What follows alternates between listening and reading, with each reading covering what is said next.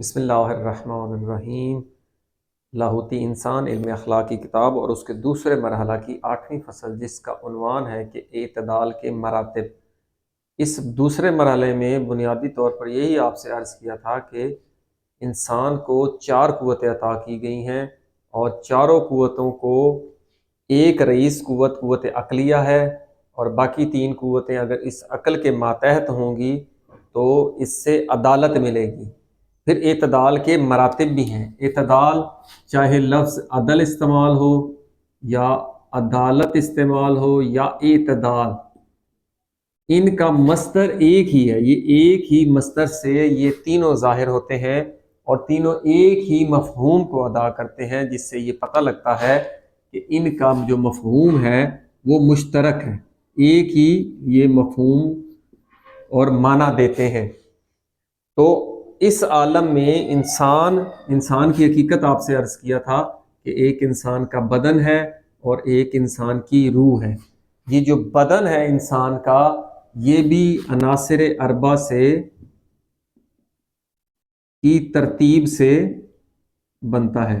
یہ ترتیب سے مراد یہاں پر اعتدال۔ اسی طرح انسان کی جو روح ہے وہ اسماء کی ترتیب سے وجود میں آتی ہے۔ تو دونوں کا اپنا اپنا اعتدال ہے، مگر اس عالم میں روح کا جب بدن سے رابطہ ہوتا ہے تو بدن سے اگر تمام افعال معتدل اعتدالی حالت میں ظاہر ہوں گے تو پھر انسان عادل کہلائے گا۔ تو اعتدال کی تعریف بھی ہم نے کیا کی تھی کہ ایک خط مستقیم میں وہ حد فاصل کہ اس کے ایک طرف افراط اور ایک طرف تفریط، یعنی افراط و تفریط کے مابین جو حد فاصل ہے اسے ہم اعتدال کہتے ہیں۔ دوسرے الفاظ میں آپ سے عرض کیا تھا کسی چیز کو اس کے مقام پر رکھنا، یعنی جس چیز کے لیے بنائی گئی ہے، یعنی انسان کا بدن یا روح کا بدن سے جو رابطہ کرایا گیا ہے، جس مقصد کے لیے کرایا گیا ہے، اس مقصد کے لیے اس کو استعمال کیا جائے۔ تو جب تک اس بدن میں اعتدال، کیونکہ روح نے اظہار کرنا ہے اس بدن کے ذریعے سے، تو جب تک بدن کے اس ترتیب میں اعتدال رہے گا تو اس روح کا اس بدن سے رابطہ رہتا ہے۔ جو ہی یہ ترتیب ختم ہوتی ہے تو انسان کا جو روح ہے وہ انسان کے اس بدن سے جدا ہو جاتا ہے، اور اسی کو انسان موت کہتے ہیں۔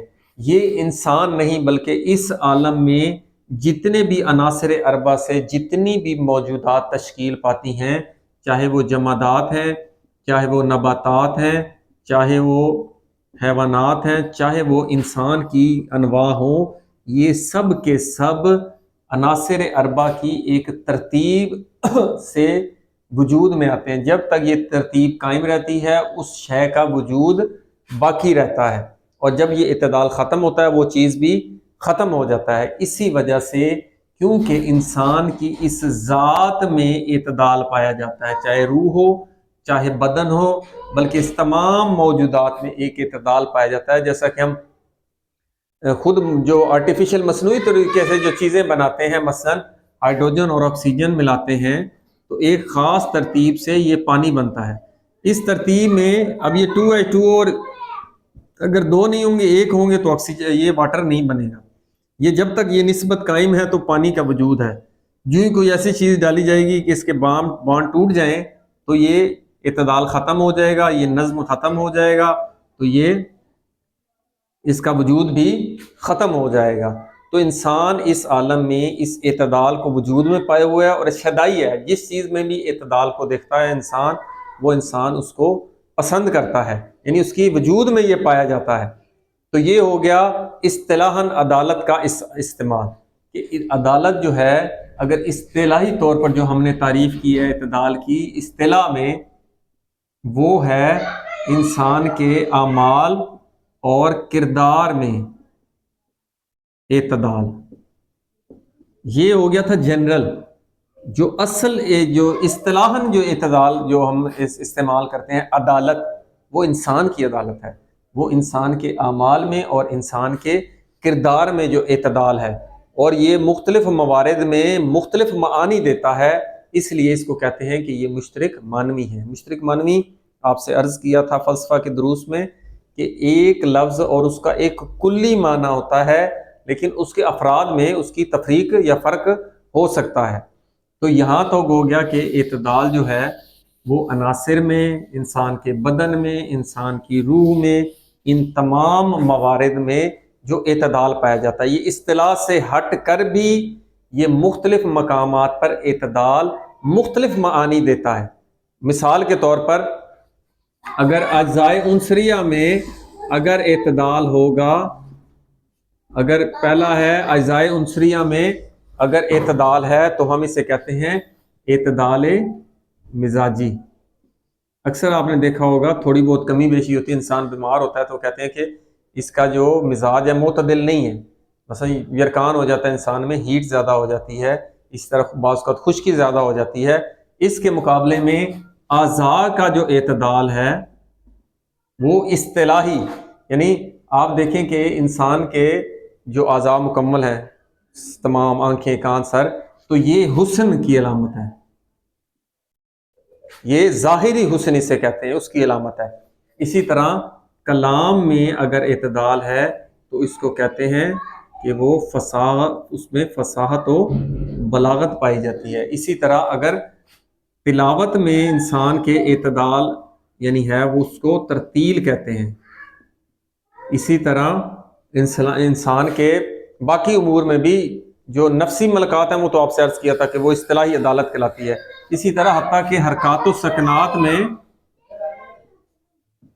اگر اعتدال ہے تو آپ دیکھا ہوگا کہ وہ رقص ہوتا ہے۔ اسی طرح الفاظ میں اگر اعتدال ہے تو اس سے یہ نغمہ اور گیت وغیرہ وہ انسان کے، یہ اعتدال کے مختلف مقامات پر کہاں کہاں پہ اعتدال استعمال ہوتا ہے۔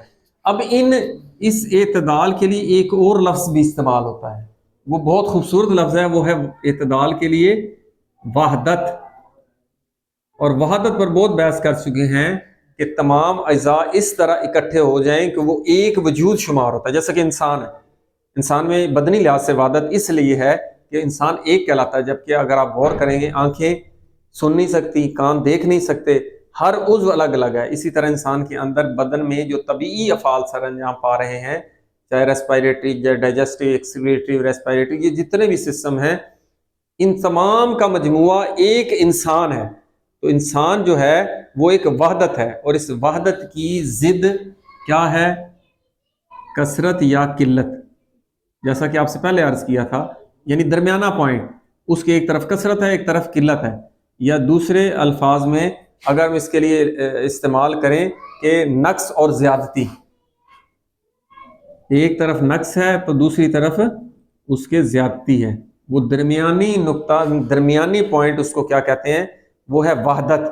اب یہ وحدت جو ہے جب یہ روح کو حاصل ہوتا تھا، یہ بدنی لحاظ سے، جب انسان کو روح میں اعتدال، روحانی اعتدال کیا ہوتا ہے کہ روح جو ہے جسے عقل اس کی قوت ہے وہ تمام قوتوں پر جب کنٹرول کر لیتی ہے تو ایک وحدت قائم ہو جاتی ہے، انسان ہر معاملے میں عدالت کرتا ہے، تو اس وقت انسان کا ایک خاص مرتبہ، چاہے وہ روح کا قلب کا مرتبہ ہو، اس وقت انسان کے اس قلب پر کیا ہوتا ہے؟ روحانی اشراقات ہوتے ہیں۔ کس سے؟ وہ عالم بالا سے، وہ عقل فعال سے، اس مقام سے اس کو علم حاصل ہوتا ہے، اور اس کا سرور، اس کا لطف، اس کی لذت روحانی لذت ہے جو اس بدنی لذت سے انتہائی مافوق ہے۔ تو اس نفس وحدت، جو نفس کی وحدت ہے، تو اس کے بعد دو بنیادی چیزیں ہیں جی کہ انسان، یہ وحدت انسان کو حاصل ہو جائے تو اس کے لیے ایک انسان کا علم ہے اور اس پر انسان کا عمل پیرا ہونا ہے۔ علم حاصل ہوگا تو انسان عالم کہلائے گا، اور عمل کرے گا تو پھر عادل کہلائے گا۔ ان علم اور عمل سے، کیونکہ ہم نے عرض کیا تھا کہ انسان کے ہر عمل کی بنیاد اس کی قوت نظری یا عقل نظری ہے، جس کی بنیاد پر اس سے افعال ظاہر یا صادر ہوتے ہیں۔ تو یہ اس علم کے لیے کوئی ایسا آلہ چاہیے انسان کو کہ ایک علم، وہ علم کیا ہے، کہاں سے حاصل کرے کہ جس کی بنیاد پر وہ ہر عمل میں اپنے ہزار اعمال ہیں انسان کا، صداقت، لیاقت، شجاعت، امانت، ہر عمل میں، اسی طرح لوگوں کے ساتھ لین دین، معاملات میں، تمام امور میں انسان کو عدالت کیسے حاصل ہو، یہ بنیادی نقطہ ہے۔ یہ جو عدالت علم ہے اسے کہتے ہیں صراط مستقیم، جیسا کہ دعاؤں میں آتا ہے۔ یہ صراط مستقیم وہ کون سا ہے صراط؟ وہ ہے شریعت الہیہ، کہ انسان اپنے کسی بھی عمل کو اس میزان، اس ترازو میں، اس میزان اور اس ترازو میں انسان شریعت الہی میں اپنے کسی عمل کو رکھے گا تو وہ میزان اور وہ ترازو بتائے گا کہ یہ صراط مستقیم ہے، یعنی یہ عدالت ہے، یہ اعتدال ہے، یہ وحدت ہے یا یہ وحدت نہیں ہے۔ جیسا کہ خود سورہ حدید میں اللہ تعالیٰ کا فرمان ہوتا ہے کہ انزلنا معہم الکتاب والمیزان، کہ ہم نے ان کے ساتھ کیا نازل کیا، انسانوں کے لیے کیا نازل کیا؟ ایک کتاب اور ایک میزان۔ کیوں؟ لیقوم الناس، تاکہ وہ قائم، لوگوں کو کس پر قائم رکھے؟ بالقسط، وہ ایک عدالت پر ان کو رکھے۔ وَأَنزَلْنَا الْحَدِيدَ فِيهِ یا باس شدید، اور ہم نے اس کے ساتھ کیا نازل کیا؟ لوہے کو، اور اس میں کیا ہے؟ سختی اور شدت ہے، وَمَنَافِعٌ لِلنَّاسِ، اور لوگوں کے لیے اس کے لیے فائدے ہیں۔ تو عرفاء نے، حکمان نے اس کے دوسرے معنی بھی لیے ہیں کہ اللہ تعالیٰ نے ایک میزان، ایک آلہ، ایک ترازو جو شریعت الہیہ ہے وہ اس عالم میں بھیجا، جس کے مطابق ہم اپنے افعال کو سر انجام دیں۔ اور پھر سختی کے لیے اس میں لوہا بھی ہے جو انسان کو حق و افراط و تفریط پہ جانے سے انسان کو روکتا ہے۔ تو یہاں تک ہو گیا۔ اب اس معاشرے میں بدنی لحاظ سے انسان جو ہے لوگوں کے ساتھ لین دین کرتا ہے۔ یہ جو لین دین ہے یا معاملات ہیں انسان کے، اس میں عدالت، یہ اس لیے کہ انسان کبھی بھی محتاجی سے بے پرواہ نہیں ہو سکتا، کیونکہ وہ ایک ہی ذات ہے، غنی عن العالمین۔ تو اس نے انسان کو بنایا تو انسان محتاج مطلق ہے اصل میں۔ تو اس عالم میں کوئی بھی جس مقام و مرتبے پر بھی ہو، وہ دوسرے لوگوں سے مبرہ اور بے نیاز نہیں ہو سکتا۔ انسان آپ خود غور کریں، ہر معاملے میں انسان کو، کوئی سسٹم خراب ہے تو بڑھئی چاہیے، مشینری خراب ہو تو میکینک چاہیے، کوئی بھی چیز انسان ایک دوسرے کا محتاج ہے۔ کھانے پینے کی چیزیں انسان خود نہیں پیدا کر سکتا تو وہ ان کے لیے محتاج ہے۔ اپنی جو کیپیبلٹی، صلاحیتوں کو دوسروں کو دیتا ہے اور ان سے وہ وصول کرتا ہے۔ یہ اس عالم کا خاصہ ہے، کیونکہ یہ عالم میں مزاحم ہے، رکاوٹیں ہیں، لین دین ہے۔ تو اس لین دین اور اس معاملات میں انسان کو عدالت چاہیے، اس کو کہتے ہیں وزن میں عدالت۔ تو یہ معاوضہ، یہ جو لین دین میں ابھی بات آئے گی معاوضہ، بعض لوگ یہ بھی عرض کرتے ہیں کہ جی برابری ہونی چاہیے، جبکہ یہ حقیقت نہیں ہے۔ عدالت کا معیار یہ ہے کہ ایک شخص ہے، اس کے پورا دن مزدور کی پورے دن کی مثلا دہاڑی ہے، وہ ہے 2000 روپے، تو جو ڈاکٹر ہے اس کا 1 گھنٹہ جو ہے وہ 2000 روپے کے برابر ہے۔ اسی طرح جو جس قدر بلند مرتبے میں ہے، کوئی سپہ سالار ہے، کوئی حکومت کا خاص نمائندہ ہے، وہ سپہ سالار کا 1 منٹ 2000 روپے کے برابر ہے۔ تو یہ برابری نہیں ہوتی، یہاں پر عقل اور علم اور اس کے مطابق جو ہے وہ معاوضہ ہوتا ہے۔ تو یہ لین دین کے معاملات میں یہ چلتا ہے۔ اب عادل عدالت کا موضوع چھڑا ہے تو عادل کی بھی اقسام ہوتی ہیں، کہ عادل، سب سے بڑا عادل عادل اکبر، ایک ہوتا ہے عادل متوسط، اور ایک ہوتا ہے عادل اصغر۔ یہ جو عادل اکبر ہے یہ خود جو ہے اللہ تعالیٰ کی ذات جو ہے وہ ایک لحاظ سے عادل اکبر ہے۔ اس نے کیا ہمارے لیے بھیجا ہے؟ شریعت الہی، اپنی شریعت بھیجی ہے۔ آپ سے پہلے عرض کیا تھا یہ وہ میزان، یہ ترازو ہے، اس کو عادل، سب سے بڑا عادل، یعنی تمام اعتدال کو پائے ہوئے ہے شریعت الہیہ۔ کسی چیز کو اس آلے میں رکھیں گے یہ بتائے گی کہ یہ عدالت ہے کہ نہیں۔ اس کے مقابلے میں عدالت متوسط، وہ آپ کا حاکم وقت ہوتا ہے۔ تو حاکم وقت نے اس عدالت کو اجرا کرنا ہے، قضاوت کرنی ہے، لوگوں کے امور میں اعتدال سے فیصلے کرنے ہیں۔ تو اختصار کے ساتھ جو آخری ہے وہ اصغر جو ہے اس کو کہتے ہیں خاموش۔ اس سے کیا مراد ہے؟ یہ آپ کا درہم و دینار، یہ آپ کی رقم، پیسہ، یہ بھی عدالت کرتی ہے، کیونکہ ہمارا لین دین، ہمارا کاروبار، معاوضہ، وہ سب کا سب اس پیسے درہم و دینار سے ہے۔ تو یہ تین چیزیں ہوگی عادل۔ اس کے مقابلے میں آپ خود بنا سکتے ہیں عادل کے مطابق کہ مخالف کیا ہوتا ہے؟ جائر، ظالم۔ تو جائر بھی تین اقسام ہوں گی، ایک جائر اکبر ہوگا، ایک جائر متوسط ہوگا، ایک جائر اصغر ہوگا۔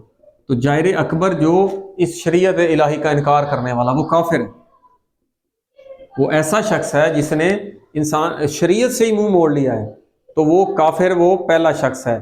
اس کے مقابلے میں جو دوسرا ہے وہ بھی حاکم وقت۔ کون سا حاکم وقت؟ جو ظالم ہو، ظالم، جائر، حاکم، جو ظلم و ستم ڈھاتا ہے۔ اور تیسرا ہے جو ناپ تول میں کمی اور بیشی، اس کے مقابلے میں کمی کرتے ہیں عام طور پر، تو یہ ظالم کی بھی اس کے مقابلے میں یہی تین قسمیں ہوں گی۔ تو عدالت کی اقسام جو ہیں وہ اس سے آخری ٹاپک ہے کہ عدالت کی کتنی اقسام ہیں۔ عدالت کی تین اقسام ہیں، ایک خالق اور مخلوق کے درمیان، کیونکہ خالق یہ علت ہے، یہ معلول کے مرتبے پہ ہے، علت معلول سے جدا نہیں ہوتی۔ یہ ڈیٹیل انشاءاللہ اگلے مباحثے میں کہ خالق اور مخلوق کے درمیان، دوسری مخلوق اور مخلوق کے درمیان جو ہوتی ہے لین ایک دوسرے کے ساتھ، ان کی آپس میں عدالت، اور تیسری انسان کی اپنے اندر، نفس کے اندر، نفس کی قوتوں کے ساتھ جو لڑائی اور اس سے جو اعتدال اور عدالت قائم کرنا ہے۔ یہ تین انشاءاللہ اگلے مباحثے میں عرض کریں گے۔ والحمدللہ رب العالمین۔